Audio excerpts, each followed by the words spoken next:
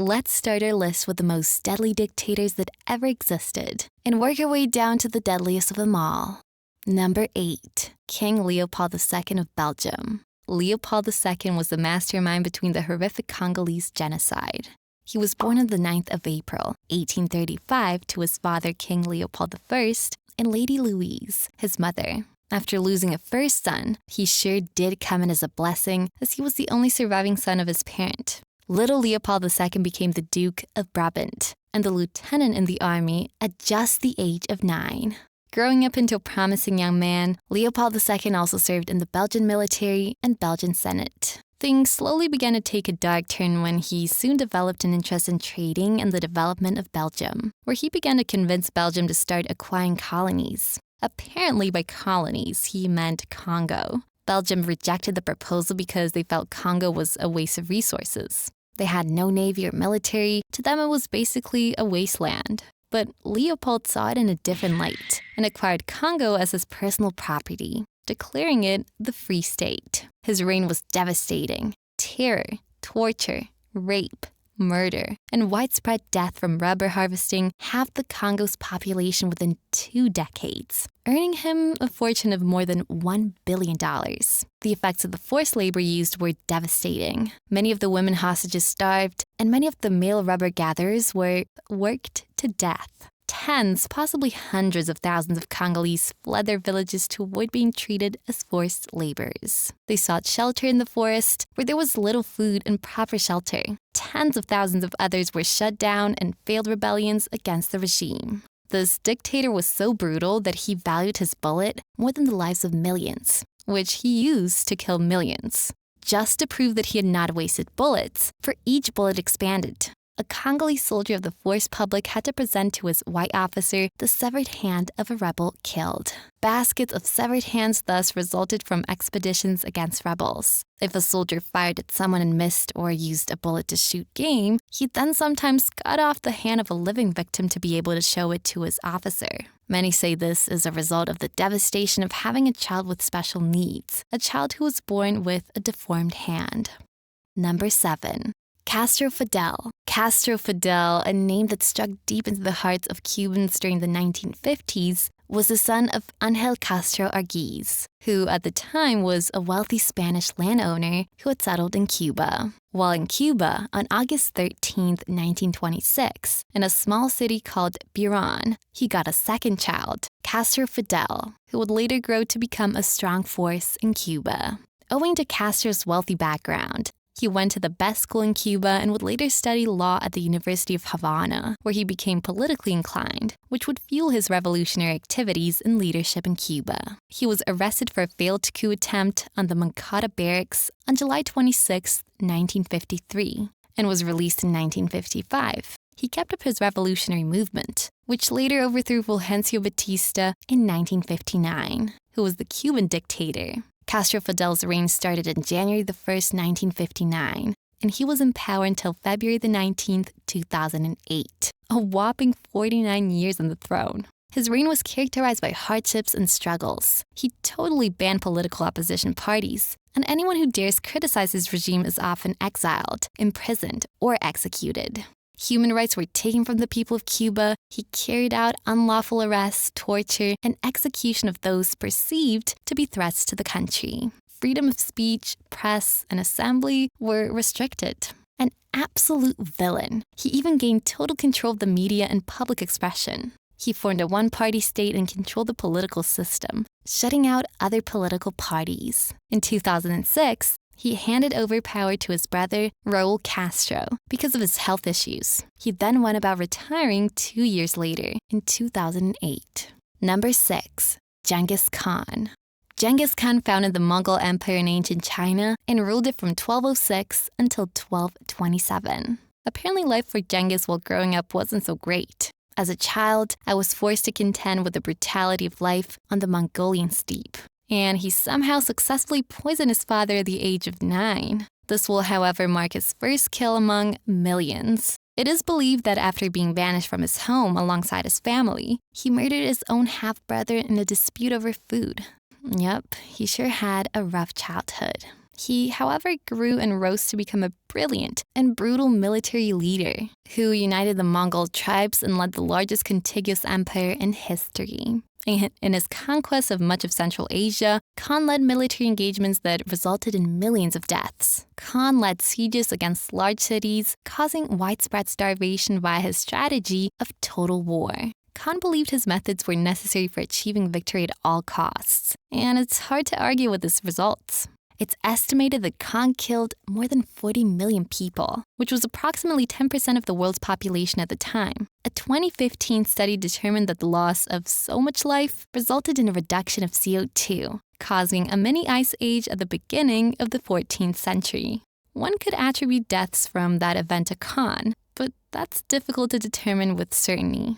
What's known is that Khan's conquest of Asia resulted in tens of millions of deaths, enshrining him as one of the most controversial leaders in history. Number 5. Mao Zedong. Mao Zedong, also known as Chairman Mao, was the founder of the People's Republic of China. His rule lasted for 27 years. His father was a wealthy peasant farmer who was known for being strict and hardworking. You would think this piece of valuable information should help the outcome of the story, but you're wrong. Mao is considered one of the most influential figures of the 20th century. He even had a whole political practice named after him, Maoism, which included his policies, political theories, and military strategies. He remains one of the most controversial leaders in the history of China and the world. He was a visionary leader who would set some policies that would now seem to be the deadliest of policies in history. Mao's Great Leap Forward policy was an economic and social campaign put in place with the intention of transforming the Chinese economy and industrial output, placing China ahead of Western countries. Well, it turned out it did just the opposite. The restructuring of the agriculture system and the unrealistic quotas led to a ghastly famine called the Great Chinese Famine, which led to the deaths of about 40 to 80 million people. Isn't it ironic that he started from an agricultural family, studied economics and agriculture in school, yet led millions to their deaths through starvation, poor conditions under which they were tasked to work, prison labor, and mass executions also contributed to these numbers. Come to think of it, the total number of lives lost could amount to a full country. Number 4. Idi Amin Dada. Idi Amin Dada was born in 1928. His dictatorship rule is regarded as one of the most brutal in modern history. He was a Ugandan military officer and politician who rose to become the third Ugandan president after a successful military coup. Amin was nicknamed the Butcher of Uganda for his brutality and was believed to have killed about 300,000 people, with countless others being brutally tortured during his reign. His violence mostly stemmed from paranoia, claiming he was usually hunted by spirits and ghosts in his sleep, but also staying awake to suspect almost everyone that stayed around him. Which shouldn't be so surprising considering how he rose to power and how he treated people around him. He sure earned his name. Seeing that it was alleged he butchered one of his wives, Kay, and left her mutilated body in a car truck for a crime she committed a year ago of dancing with his guard. This was intentionally meant to pass him off, or at least gain his attention. But the response she got literally sent her to her grave. Amin's rule was, in fact, generally characterized by rampant human rights abuses, including political repression, ethnic persecution, extrajudicial killings, nepotism, corruption, and gross economic mismanagement. Number 3. Saddam Hussein. Saddam Hussein was an Iraqi politician who served as the 5th president of Iraq from 1979 to 2003. Like many dictators, Saddam Hussein endured a difficult childhood, being beaten at home and bullied by village children. Upon taking office, Saddam instituted the 1979 Ba'ath Party purge. Saddam ordered the invasion of Iran in 1980 in a purported effort to capture Iran's Arab majority, Khuzestan province. This led to the deaths and displacement of millions of civilians, including little children. Saddam Hussein and the Ba'ath Party used violence, killing, torture, execution, arbitrary arrest, unlawful detention, and forced disappearance, and various forms of repression to control the population. Convicted of his own invincibility, Saddam eventually provoked an American invasion. The Iran-Iraq War ended after nearly 8 years in a ceasefire after a grueling stalemate that cost somewhere around 1 million lives and caused economic losses of $561 billion in Iraq. Hussein's rule was filled with repression, diaspora, and countless crimes against humanity. He was later sentenced to death in 2006 after being convicted by the Iraqi High Tribunal.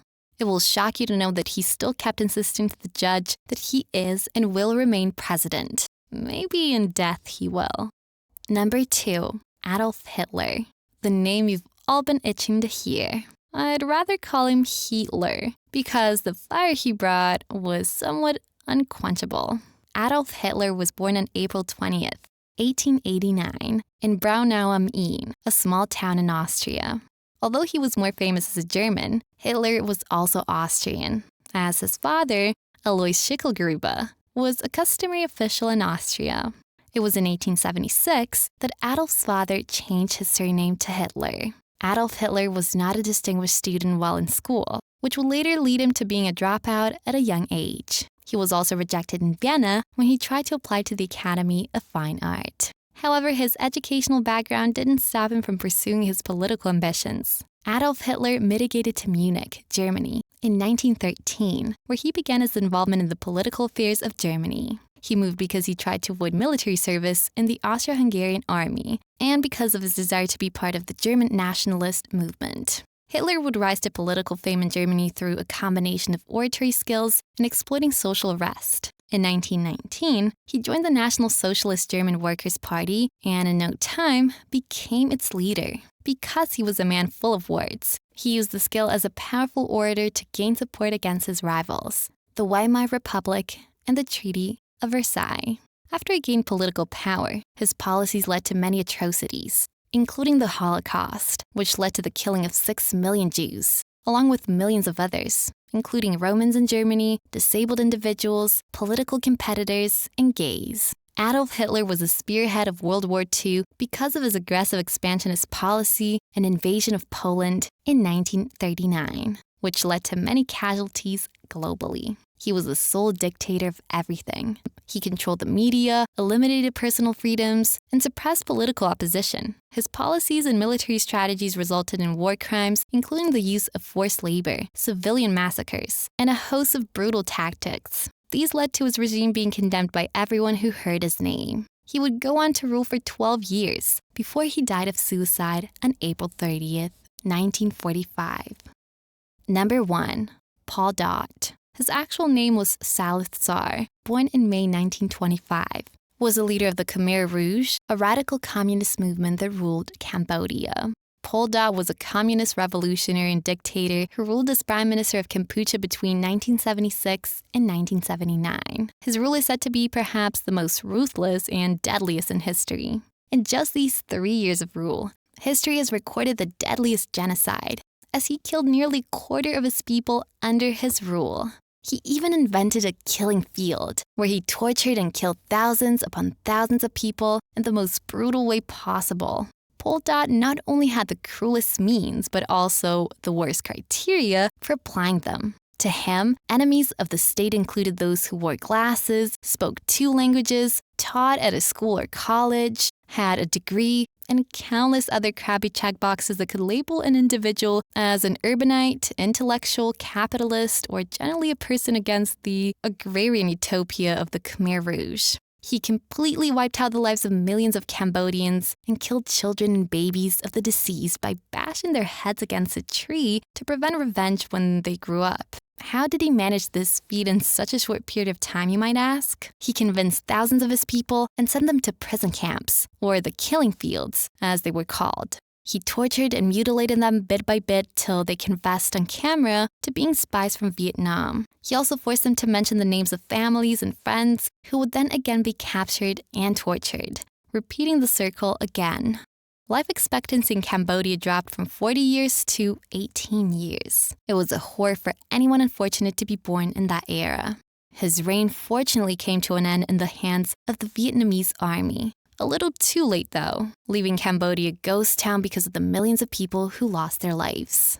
Till today, bones and teeth are still seen after a heavy downpour because of the limited burial site for the dead bodies, as the bodies of the dead were just too much. We found out that the question of who the worst dictatorship ruler is just one of context. as there is no real answer to this. Is it by the number of deaths, or by the proportion of people who died, or by the brute torture of innocent lives? It really all depends on how you choose to measure it at the end of the day.